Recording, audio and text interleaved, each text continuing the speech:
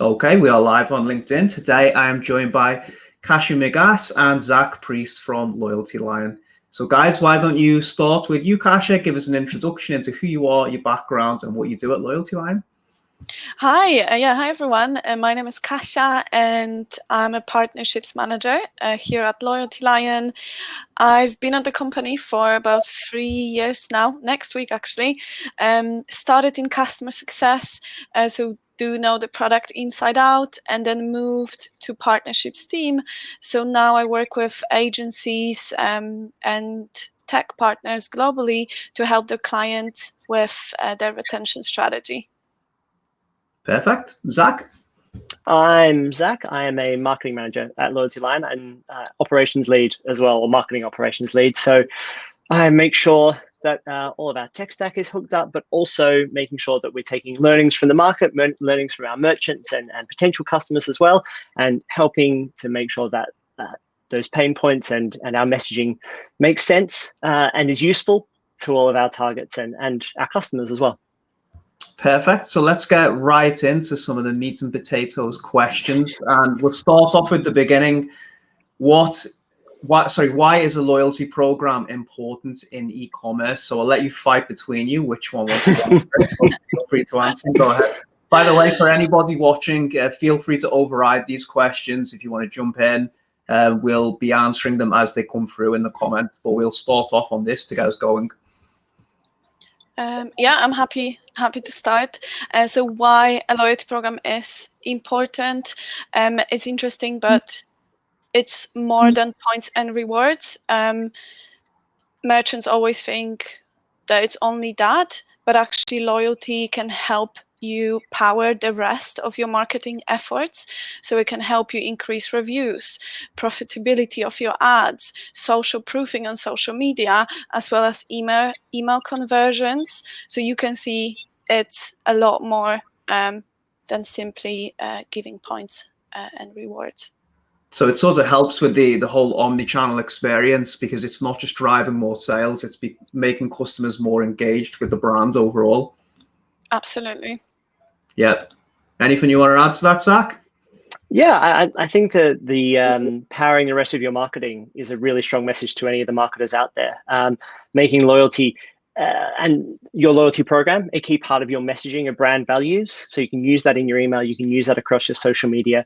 We find that our customers find that their customers respond really well to things like point rewards notifications, rewards for their birthdays. It's another touch point and another reason to get in touch with your customers outside of the transactional. You know, it's a really good opportunity to build an emotional connection with your customer base outside of just giving points and discounts. Yeah, definitely more of a value-driven way to drive sales ultimately, because you're not just selling, but they're more emotionally involved, as you said, in the program as well. Okay, so let's just dive right into it. What are the fundamentals of a successful loyalty program? I think, I mean, I'm going to kick us off because one of the things that one of the top drivers and one of the first things we tell any new merchant that we have, any new client that we have, is it really needs to be customized to your brand. You know, if you want to have a successful loyalty program, it's the same for any of your omni-channel experience. You want to make sure that it's on brand and that it reflects the values of your brand, because really it's a communication tool to make sure that your customers are getting more value from you as a brand and getting value from the relationships outside of just what they're purchasing from you. So, you know, use customization tools to make sure that every part of your loyalty program sits nicely within your brand. We're talking simple things like colors, fonts, those kinds of customization elements, but also making sure that things like the rewards are on brand. You know, are they part of your brand values? You know, if you're an ecologically friendly company, do your rewards stand out more than just giving points off, but could customers exchange rewards for planting a tree or carbon offsetting their order? Those kinds of things. Is there any really creative ways that you've seen any clients that you guys have of making it really customized beyond the, you know, the basics, like the points, for example? Absolutely. So we have brands who, for a specific tier, let's say the top top tier. They would offer early access to sales, early access to exclusive collections, and so more kind of these experiential perks. So not just money off vouchers, which definitely is a winner here.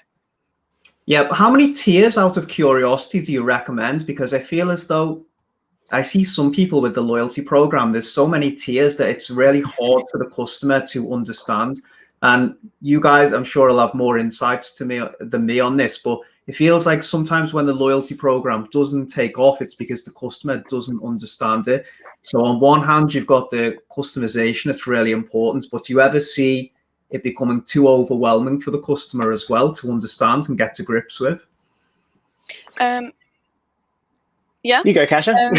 Yeah, so actually that ties in really well with kind of my view on the fundamentals of a successful loyalty program. So I'll say here, the most important is the setup and your integrations. So that ties in really well with, do your customers understand it? Can they actually achieve the rewards, or do they have to come back, 10 times to actually unlock these benefits? So I'd say setup, number one here, and integrations, as I mentioned, through the reviews that we mentioned, email and so on. We integrate with all the top technologies out there, so customers can power them with loyalty. Yep. So sorry, Zach, go ahead. No, sorry, I was just going to build on Kasia's point there around making sure it's understandable. Communication of your loyalty program is right up there, as well as making sure that once you've launched, that people know that it's available. That could be in card, that can be in their order confirmation emails, like, hey, did you know you would have gotten 50 points for that order? But on the tiers question, I think that this offers a roadmap for better rewards. So if customers can understand those tiers, so it might be, if you're just starting your program, you might just have 2 tiers. It might be, new joiners, basic members, and a secondary tier that is, as soon as people start to move past those first or second order rewards, that might, maybe they've sent one refer a friend code out. Maybe they have done 1 or 2 reviews. Those kinds of things. They've gotten enough points that they've taken a series of actions that would put them maybe not fully in advocate mode just yet, but definitely a valuable customer to you. Then you can start to use a second tier to say, look, here's a roadmap for that can incentivize your future purchases. So there's a reason for you to come back, and that they know they can kind of tick those boxes off as they go, and they're like, oh, have I followed them on Facebook? Have I taken these community building behaviors? And I know that I'm going to get rewarded for them with things more than just points. Exclusive, as Kasia said, exclusive product launches, early access to sales, private Facebook groups where customers will share insights and really build a community. I think that using your tiers as you grow as well, so that you could increase those tiers as you've got to. As you begin to segment your audience even more, you can add more tiers in future.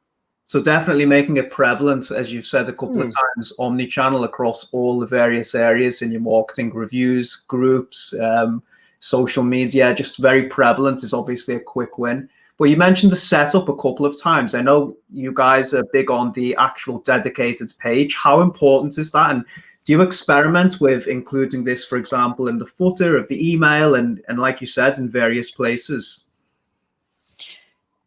Us to have a full page program that is all interactive, right? Is that what you? Yeah. So you obviously the hosted page on the website. Sorry, I should have probably communicated that a bit better. No, it's so good. One of the ideas we've got with a client at the moment is actually just to have like a basic footer on all the emails that just constantly redirects them to the loyalty page, so that every time they receive an email, they can familiarize themselves with the loyalty program. Absolutely. Yeah, that's the way to go. I would probably go one step further and add how many points they have. So we push that data into emails, so customers get this information. And for the ones who aren't loyalty program members yet, it will be just blank. So as you said, it can redirect them right there. Yeah, absolutely. Okay, so let's get straight into the fun part with the integration. So what are you decide to go with Loyalty Lion, for example, the best loyalty software. What are the core flows and triggers that you're going to want to set up straight away? What is going to get the merchant the most value from investing in the loyalty software as well? Is that on the Klaviyo? So Klaviyo flows? So obviously natively within Loyalty Lion, or if you want to send them from Klaviyo, what would you recommend that you should focus on from the get-go to really get the maximum value from your loyalty program? So again, the first thing I'd say, the setup. So make sure that you have the right rewards and activities set up, the basic ones like making a purchase, leaving a review, following on social media, creating an account, and then have the emails turned on. That will be the second thing to ensure you have set up, because as you said, you can have this beautiful program, but then if customers don't know about it, then what's the point? So make sure they get monthly statements with the points they have in their account.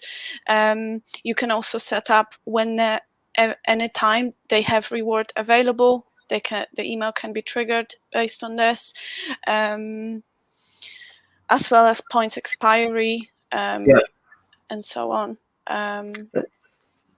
To add on to that as well, I think that there's to think about the actual customer journey flow as well. You know, if you're thinking about, okay, what are my goals as my business?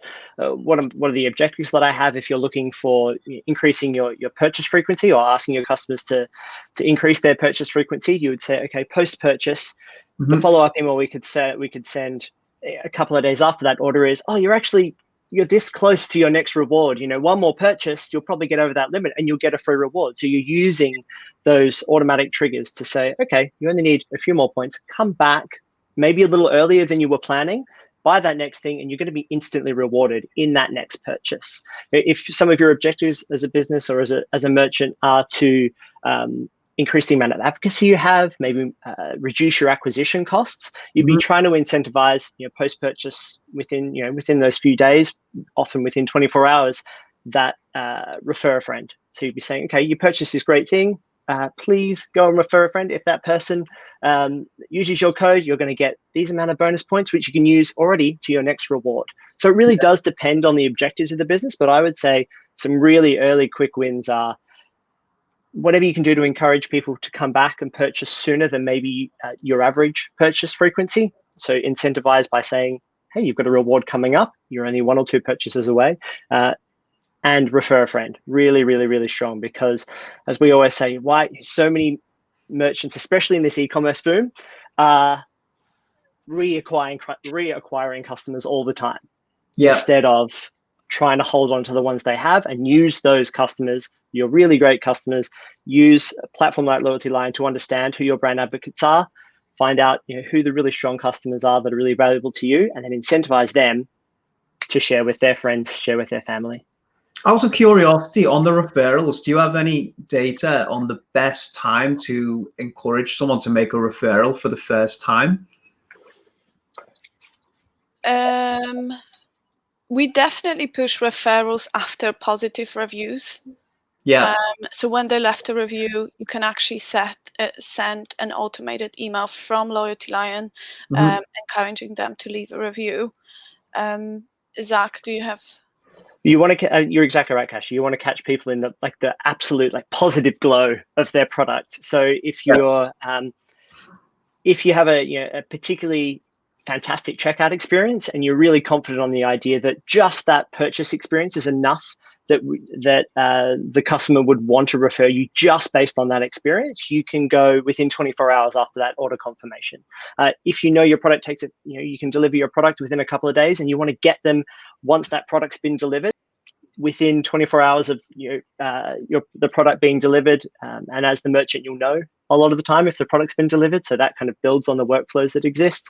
You could trigger an email that says, hey, hope you're enjoying your product you already have, or that you've already just opened, or if you need any help with setup, but also if you're having a great time, please refer us there. So you're trying to think about your customer journey and really try to find those times when customers are going to be at like their peak happiness with the product, because that's really when they're going to be at their most likely to share their brand experience. And that's not just for refer a friend, that's obviously for reviews as well. You want to catch people at the time when they've got their phone and they're ready to take a picture and do some rich media user-generated content, as opposed to just leaving a star review.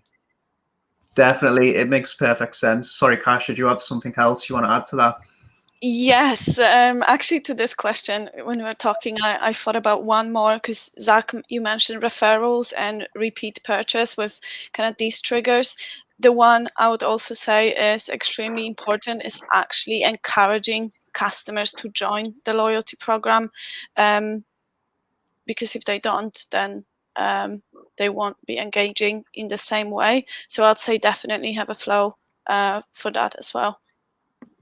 Just asking, right? It's something that we find that merchants, depending on where they are in their growth journey, we've seen that 38% of customers reported that they're willing to leave reviews, and that's 38% more than the start of last year versus the end of last year. So customers are really likely to want to create some content and to get involved in programs. We're seeing much better data on customers wanting to be involved in communities that share their values and share brand values, but merchants just aren't.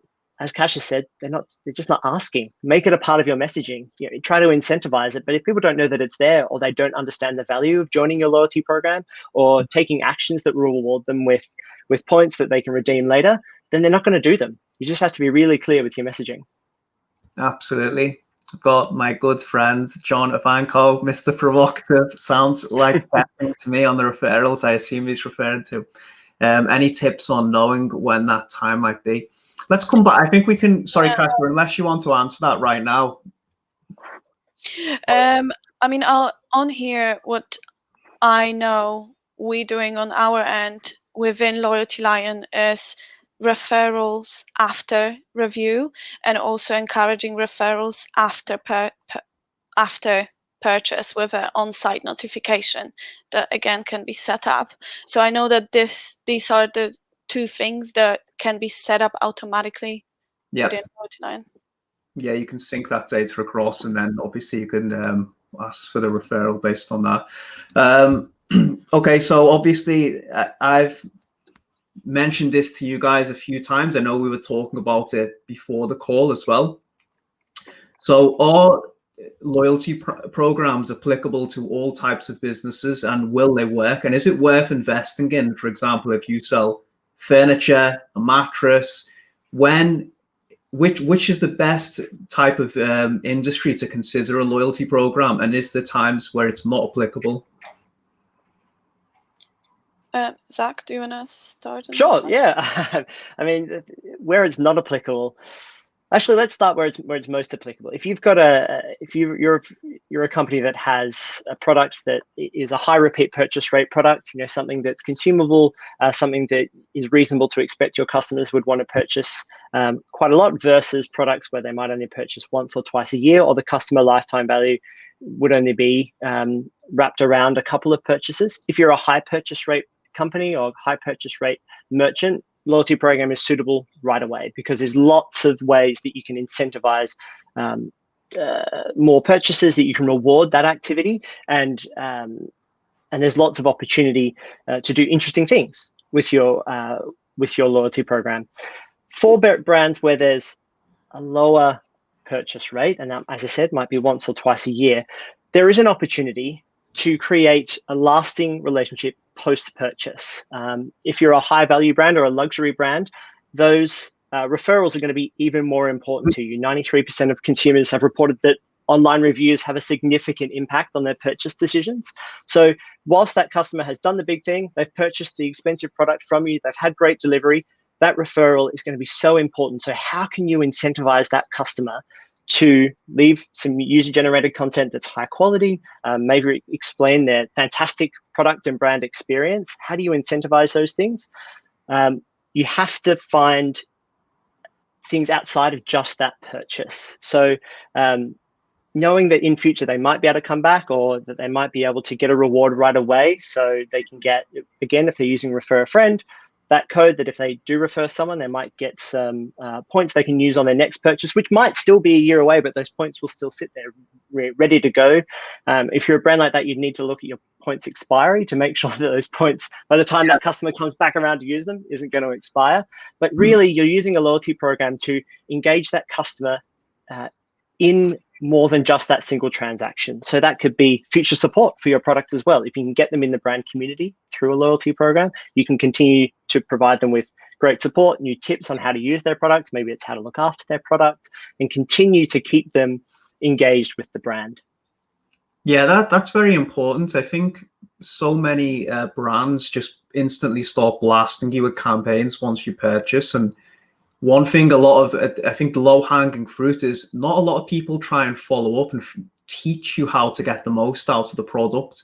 And that just seems very logical to me, but I don't know. Yeah, a lot of people just override that and then instantly start to smash people with more sales campaigns. And as you said, especially with a brand that has a single purchase, it could be, well, it is completely irrelevant. If you buy a mattress and then you start to get 50% off promotions for the next mattress, it's an instant negative experience. So I do think we need to look more holistically at the customer experience and how it flows, and a lot of that is just intuition.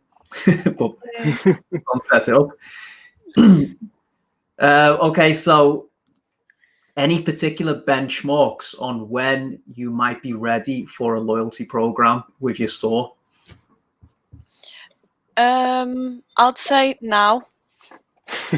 No matter of the size, if you're just a starting brand, a loyalty program is suitable for any kind of size of a merchant, especially with massive growth in e-commerce in the past 12 months. Acquisition costs are rising, and everyone's focusing on retaining their existing customers. It costs 5 times less to retain an existing customer rather than acquire a new one.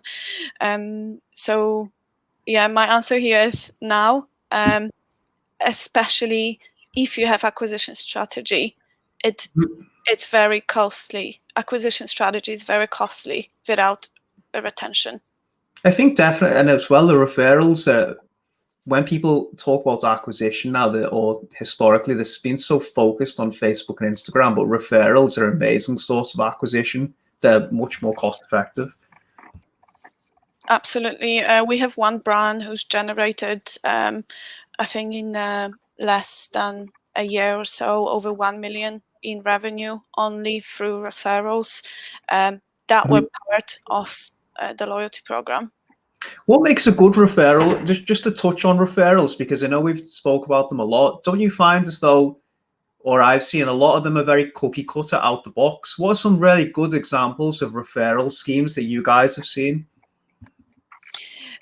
We always recommend kind of give and get. So get 10, give 10. Clearly communicating that. Was that your question? Yeah, so just anything beyond the basics, I suppose. Like I suppose the question should be really what results in the highest referral rates, because that would determine what the most successful one is. Yeah. Personalized content is key, right? So it's making sure that it seems authentic and real. So you want them to be as similar as you would have as a word of mouth referral. You want them to be something like a true experience. So instead of just, hey, I like this brand, it needs to be, if you can make them specific to product, to be product driven or experience driven, or have some reasons why that was useful, as opposed to just, hey, I bought something from this brand, I think you'd enjoy having a look at their site too. It's like you can make them product specific or experience specific. You want to make sure that the referral includes incentives right away. So you want to be able to give something, as Kasia said, refer 10, get 10, those kinds of things that there's an immediate impact and there's an immediate reward for going through with a referral. Is it actionable right then and there? Does it have a link straight to the right product? Is it easy for someone to use the code that maybe that referral has? Basically, if you can make it as frictionless as possible, and make it as simple as possible for someone to be referred. Those tend to be the campaigns that are most successful. Personalized and simple to use. Absolutely. Rod's got a good question. Ever seen a cash rewards footwork for refer a friend? Interesting. Oh, cash reward. Have you seen a cash reward work in those situations, Kasia? What works is for the existing customer, by giving them points for referrals, they have the flexibility of actually doing, with these points what they actually want. So instead of getting £5 voucher, maybe they can refer 3 friends and get this free product reward that is worth the amount of points. So they can actually stack these points to get the reward. I'm going to tell you something quite funny, actually, and I'm going to put myself on the spot. This was before we discovered Loyalty Lion, so we worked with Referral Candy on a one-off project, and it was completely new to us, the integration to Klaviyo, and we set up a flow for a month, and a customer exploited a loophole that we'd set up in the referral program and ordered something like 300 books of a CBD product, I think it was. Luckily, they were a really cool customer and they were fine. And, obviously we couldn't fulfill that. But yeah, you have to be careful with how you set these up, definitely. Yeah, definitely. That reminds me of the early McDonald's self-order kiosks. There was something around if you could build a cheeseburger with 6 patties and then you start taking the patties away, it was the reducing of the price where you end up with 3 cheeseburgers. I mean, those are the days. We can find your little loopholes that way. But I mean, I think what Kasia's point is spot on. The whole point of building a loyalty program is so that you're really getting true exchange of value between your customers and the brand. So giving them some options to personalize how they'd like to be rewarded, because they're doing the hard work, right? They're buying from you, they're referring other customers, they're being a good brand advocate, whatever it is. Not to use one of your favorite examples, Kasia, but one of our clients, Edgar and Cooper, they have charitable rewards as part of their ways that customers can spend their points. So they donate 1% of their sales to a dog care clinic in Sri Lanka, and that enables their customers to go, okay, well, I'm going to use my points to help something that I find useful to the community, as opposed to something that's just going to help me alone. Yeah, I like that, being altruistic, and as I think that was touching on what I was saying before, a bit more creative than using the cookie cutter approach. I'm just seeing this back and forth here. Rod, this would be dangerous, easy to game the system if it's not tied to the store. John, cash rewards for the referrer after the new customer makes their first purchase. Yeah, it's tricky. Not something. I mean, that works best, right? Is you want to be able to reward your brand advocate, your great customer, when the referral actually works. I mean, cash. Why not give the equivalent of store credit in those circumstances, which can be loyalty points, which they can then, they might, as Kasia said, they might be saving up to cash in a lot of points for going up a tier, or for a bigger reward, other than just, here's a £10 off voucher. Yeah. Yeah. Go on. Sorry, Kasia, go ahead. Yeah, just to be clear here, this the number of points should always equal a reward for a successful referral. Because it's a new customer for you, so they should get rewarded, but it's up to them if they want to use it straight away or they want to keep adding. Yeah, I would imagine cash rewards will be a nightmare for the finance department, and also I think you could have customers further down the line, it ends up being a big liability for the company if they came back and started to claim cash rewards when you might be in financial trouble. Anyway, this is kind of off on a tangent. Accounting liabilities. Yeah. If you do just cash, you're adding to your CAC to the first person. This is going off on a bit of a tangent. I'm going to come back to this one. I'll let them two go back and forth. Okay, so which brands are doing it? I know you just spoke about an example before with the dog company, I believe. So what brands are doing a great job with the loyalty programs at the moment? I'll say again, Edgar and Cooper, check them out because it's not only fully customized loyalty program, completely on brand. I don't think they call it points, but belly rubs. So you have 500 Yeah, belly rubs. And charitable rewards. It's something we've seen a huge uptake in the past year. So donating, your an exchange for points for a meal for a shelter dog. That's what they're doing. I mean, this already, when I even talk about it, builds such an emotional connection that I would choose them over someone else. Obviously, this is my opinion, but that's what we see across. Yeah, no, I agree. I think that there's especially if you're in a hyper competitive market. I mean, and what brand isn't anymore that's doing e-commerce? We saw that I think it was 75% of US customers tried a new brand for something they buy often last year. So massive growth in e-commerce has led to competitors coming out from the woodwork, and you'll see new competitors every day. So that's why we like brands like Astra de a fantastic jewelry brand. Their loyalty program is all about building a community. They reward account creation. They reward newsletter signups, referrals, purchases. They try to reward anything that is a positive customer behavior. But wrapped into that is doing live Instagram TV sessions. They launched a podcast. They sent motivational emails that tie in with loyalty rewards and exclusive events for their customers.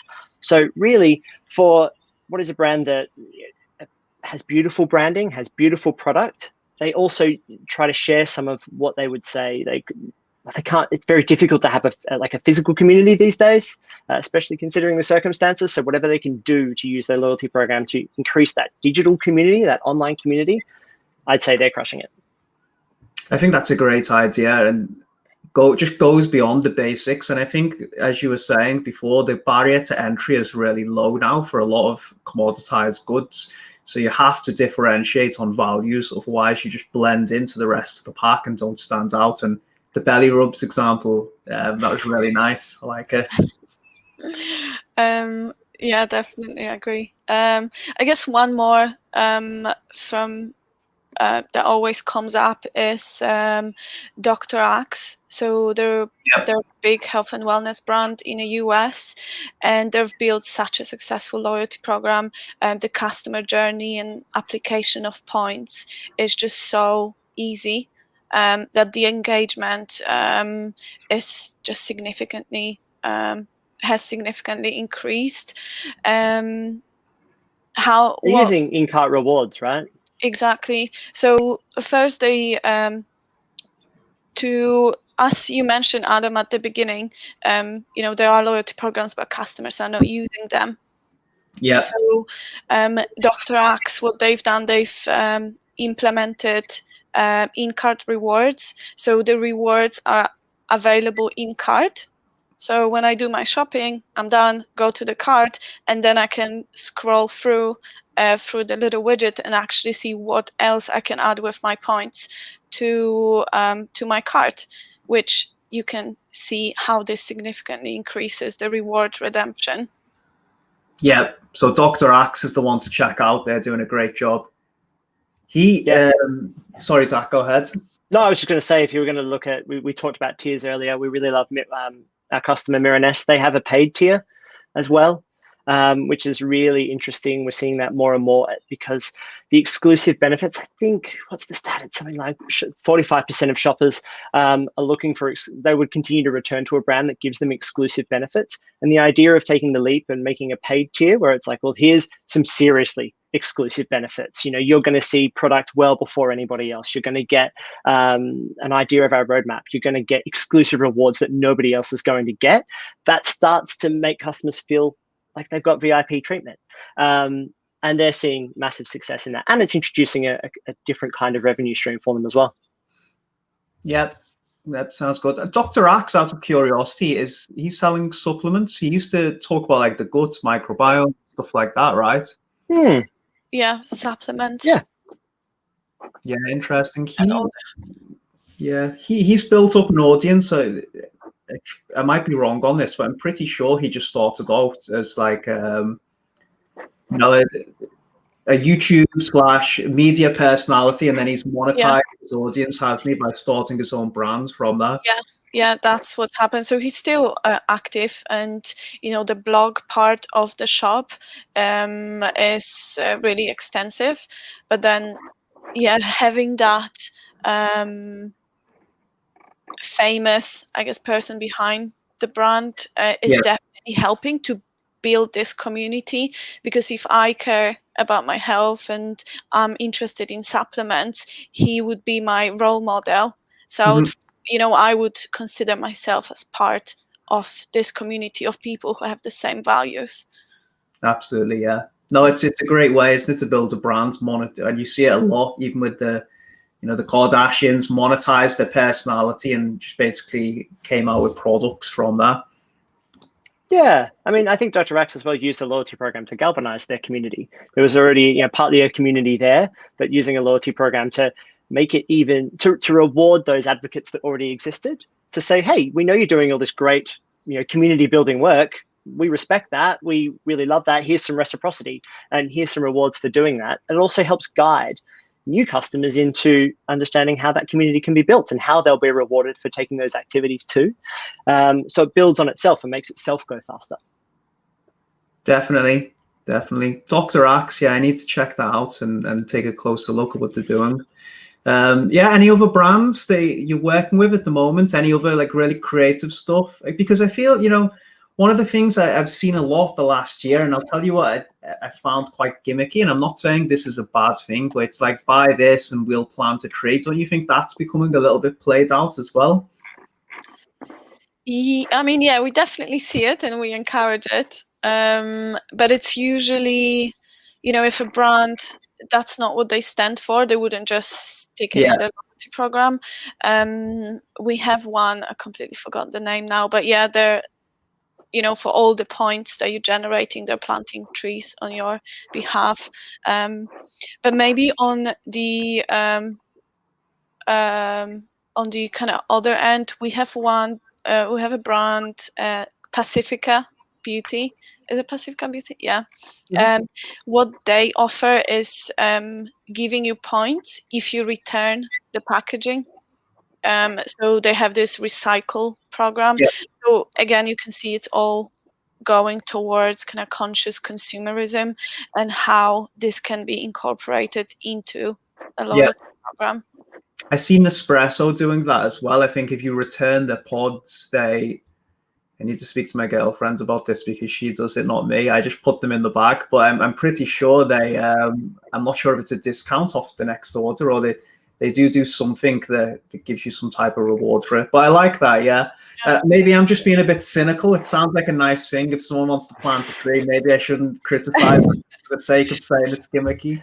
I mean, I think it's not just conscious consumerism, right? The customers have a huge amount of brands to choose from, and 68% of them say they're motivated to purchase from brands that they know share their brand values. So that is planting a tree with rewards points is a way to that might not necessarily just convince someone to buy, but it's a way to support that brand relationship that you have with your customer, because it does show that you're actually doing something, you're actually taking action. You can't do it in a fake way. We would never tell our customers to do that in a way that's disingenuous. We would always say, find the things that are valuable to your company and to your mission as a company. Make sure that they're in tune with what your customers care about too, and then use your loyalty program to show that you're taking action on those issues, on those values, those kinds of things, and then give your customers an opportunity to get involved too. Yeah, so it's got to be authentic and tie into the brands, basically. I do feel as though, I think going back to my cynicism, you see a lot of companies trying to shoehorn it in, and it just doesn't feel right to me. And I think that's where my criticism stems from. If someone wants to plant a tree, it's a nice thing, I suppose. What would drive you then? What would be the thing that would make you go what? Do you have any brand experiences where you're you know what? They took action on something I cared about.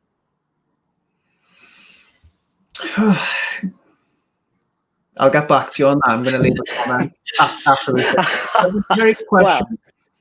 Wow. It's a very good question, because I think obviously there is different types of consumers as well, and I wouldn't say that's a main driver for me, but obviously, like you pointed to the research before, it is for a lot of people. So I'm going to actually go into my transaction history and look at the places that aren't Amazon Prime, and then I'll get back to you. I mean, I love coffee and buy a lot of coffee, and there's a small coffee roastery in Falmouth called Yalla Coffee, who I love. And Yalla, like in Yalla, in Arabic.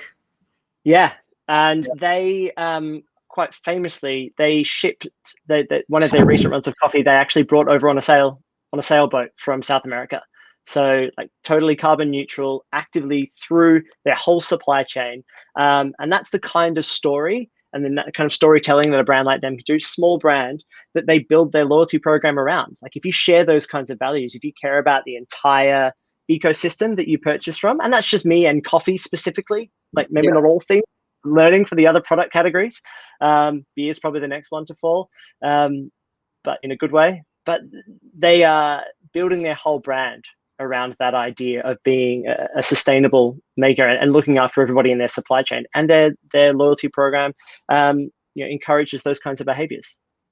Yeah, absolutely. Again, I think it's just being authentic and doing things that feel natural to the brand. Oh, Rod, that is harsh. Adam doesn't believe it.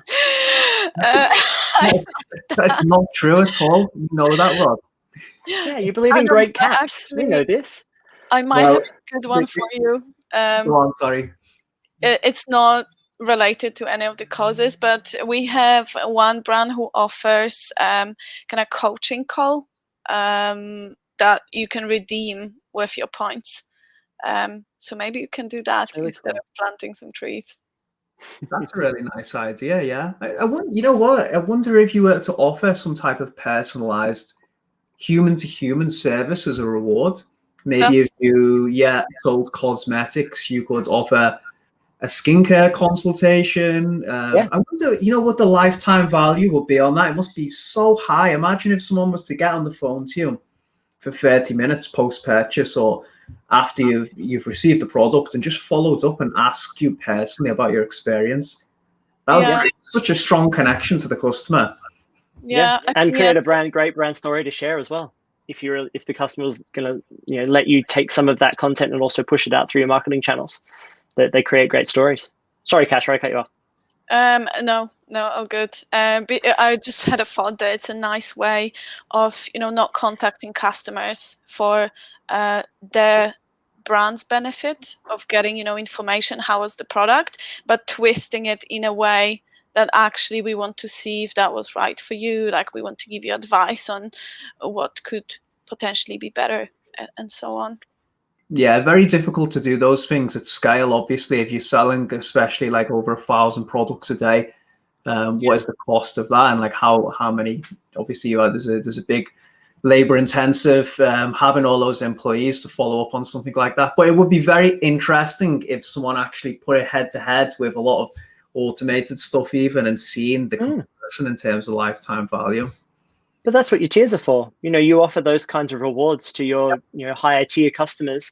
Ask them to invite a friend along to that, to that specific, whether it's the next time you're going to purchase from you, let's do a personalized shopping session and bring a friend along. You've got an instant referral. That way somebody else is buying into the brand experience. Start to stack those workflows and those benefits. Love it. Well, guys, what was your idea? Yeah. I'm going into SaaS. That's my next product. Cool. Guys, how can people contact you to find out more? LinkedIn, Kasia Migas, or email me at Kasia. It's KASIA @loyaltylion.com. And always happy to answer questions and brainstorm some crazy ideas for your loyalty program. Love it. Just come to loyaltylion.com. You can live chat with us there. You can book a demo straight from the homepage, or we'd love for you to follow us on LinkedIn. We've got great content all the time. We just did a really great trends to look out in our Accelerate campaign. So lots of 2021 trends to look out with. We got some of our partners to submit some trends that they thought would be worth looking out for in 2021 and how you can capitalize on them. worth a follow on LinkedIn, I would say. I mean, I'm biased because I help create some of that content, but we're always putting stuff out there that will help you increase your loyalty and retention with your customer base. Love a bit of self-promotion, Zach. Northern Crongle. Be sure to link it in the comments. Well, guys, I'm going to tag you in this. Thank you very much. It's been a pleasure, a lot of fun. And if anyone wants to follow up, just post the questions and we will get back to you afterwards. So I'm going to end this right now. Thanks.